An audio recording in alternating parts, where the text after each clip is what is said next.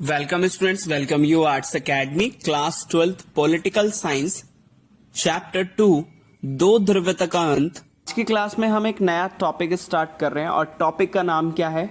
Middle east crisis. Middle east crisis में आज हम बात करेंगे अफगानिस्तान के ऊपर। इसको अफगानिस्तान संकट के नाम से भी जाना जाता है। अब हम नेक्स्ट टॉपिक स्टार्ट कर रहे हैं अफगान संकट में ही, आंतरिक स्थिति।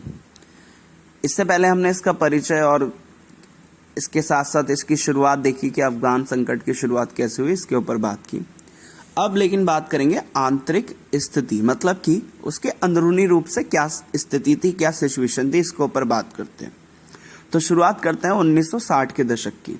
तो 1960 के दशक में वहाँ पे एक राजा था जिसका नाम था मोहम्मद जाहिर शाह। तो मोहम्मद जाहिर शाह ने अफगानिस्तान में कुछ सुधार करने की कोशिश की और इसके साथ साथ उन्होंने कुछ सुधार भी किए। तो शुरुआत होती है 1960 में। तो 1960 में वहाँ के जो राजा थे जिनका नाम क्या था, मोहम्मद जाहिर शाह, ने क्या किया, अफगानिस्तान के अंदर कुछ सुधार करने की कोशिश करनी शुरू की। अब सुधार की बात करते हैं तो किस तरह के सुधार किए? सबसे पहले महिलाओं की शिक्षा पर ध्यान दिया, दूसरा चुनाव प्रक्रिया पर ध्यान दिया और तीसरा जनता को राजनीतिक अधिकार दिए। तो मतलब मुख्य रूप से ये तीन अधिकार किए या तीन अधिकार दिए। सबसे पहले महिला अब शिक्षा ले सकती थी, इसके बाद चुनाव प्रक्रिया को शुरू किया गया और चुनाव प्रक्रिया के द्वारा सरकार, जो लोग थे वो अपनी पसंदीदा प्रतिनिधि को चुन सकते थे। इसके बाद जनता को क्या दिए? राजनीतिक अधिकार, जैसे कि वोट देने का अधिकार, चुनाव लड़ने का अधिकार, पार्टी बनाने, तो इस तरह के अधिकार देने शुरू किए। किसने किए? मोहम्मद जाहिर शाह ने। फिर क्या हुआ? 1973 की बात करें तो 1973 में जाहिर शाह के परिवार से ही दाऊद खान ने इनका तख्ता पलट करके सत्ता हथिया ली। मतलब कि क्या हुआ, 1973 में जाहिर शाह को क्या किया, हटा दिया गया। हटाया किसने? उन्हीं के परिवार के एक व्यक्ति था जिसका नाम क्या था, दाऊद खान। तो दाऊद खान ने जाहिर शाह का क्या कर लिया, तख्ता पलट कर दिया और तख्ता पलट करने के बाद पूरी की पूरी जो सत्ता है, पावर है, वो अपने हाथ में ले ली। फिर क्या हुआ 1978 में? तो 1978 में इनका भी क्या हो गया, तख्ता पलट हो गया और वहां की कम्युनिस्ट पार्टी ने शासन चलाना शुरू कर दिया। मतलब कि 1973 में जाहिर शाह को हटाया किसने? दाऊद खान ने।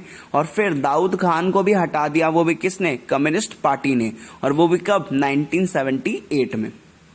फिर उसके बाद जब कम्युनिस्ट पार्टी ने अधिकार या शासन व्यवस्था ले ली, वो कहाँ की थी? अफगानिस्तान की थी कम्युनिस्ट पार्टी।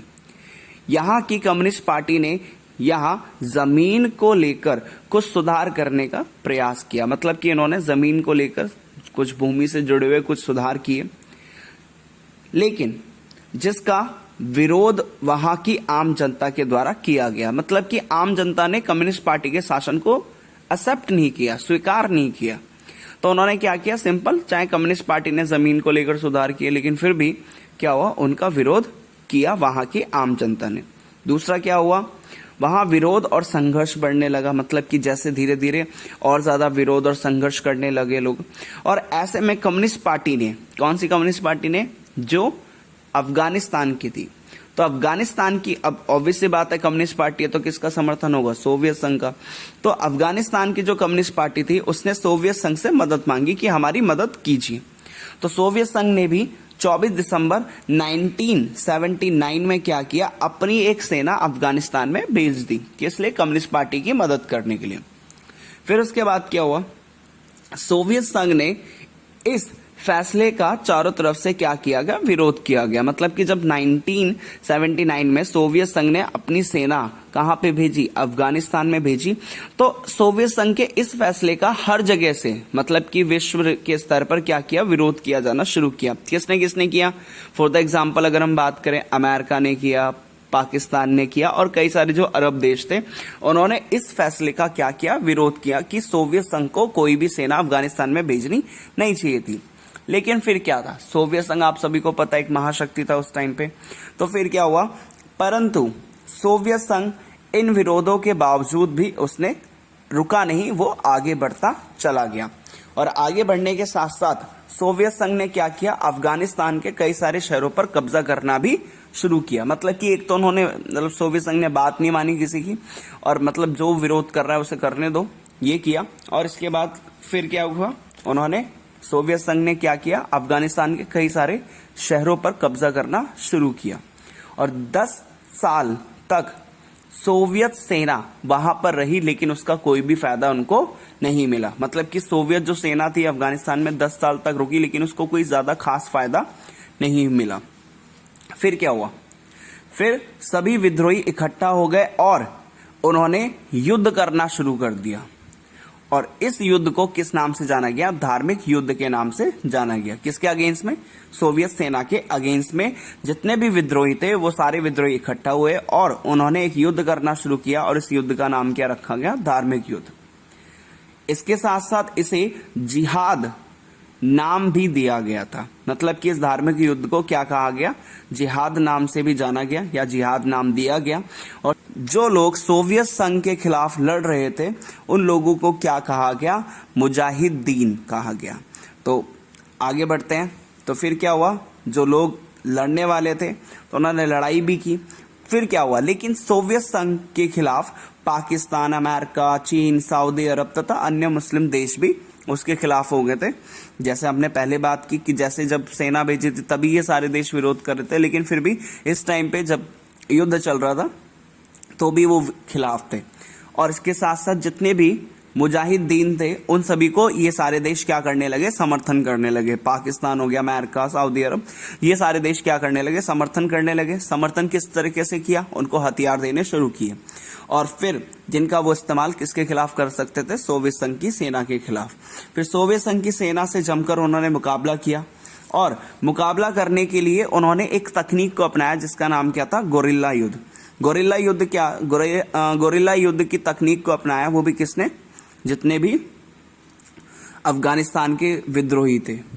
तो गोरिल्ला युद्ध होता क्या, तो पहले ध्यान से समझिएगा। गोरिल्ला युद्ध होता है जब हम छिपकर वार करते हैं, उसको कहा जाता है गोरिल्ला युद्ध। तो सिंपल, पूरा अफगानिस्तान पहाड़ी इलाका है, तो पहाड़ी इलाकों में क्या हुआ, लोग छुप जाते हैं, तो छुपकर वार करते हैं। तो इस तरह के युद्ध को क्या कहा गया, गोरिल्ला युद्ध कहा गया। फिर क्या हुआ, 1985 में सोवियत संघ में कम्युनिस्ट पार्टी के, आपको पता ही है 1985 में क्या हुआ था, सोवियत संघ के अंदर एक नए महासचिव बनकर निकल के आए। उनका नाम क्या था, मिखाइल गोर्बाचेव। तो मिखाइल गोर्बाचेव क्या बन गए, महासचिव बन गए, वो भी किसके, सोवियत संघ के। फिर उन्होंने क्या डिसाइड किया, 1989 में उन्होंने जो सोवियत सेना अफगानिस्तान में थी उसको क्या किया, वापस बुलाने का फैसला किया। और 1991 में क्या हो गया, सोवियत संघ का विघटन हो गया। तो इससे क्या हुआ, जब जो सेना गई थी अब क्या हुआ, 1989 में वापस हुई। और आपको पता ही है 1991 में क्या हुआ, सोवियत संघ का विघटन हुआ। और जैसे ही सोवियत संघ का विघटन हुआ फिर अफगान में एक गृह युद्ध की क्या हो गई, शुरुआत होगी। मतलब कि जैसे ही सोवियत सेना अफगानिस्तान से गई और वैसे ही जाने के बाद अफगानिस्तान में एक गृह युद्ध की शुरुआत हो गई। होपफुली आपको समझ में आया होगा। Thank you.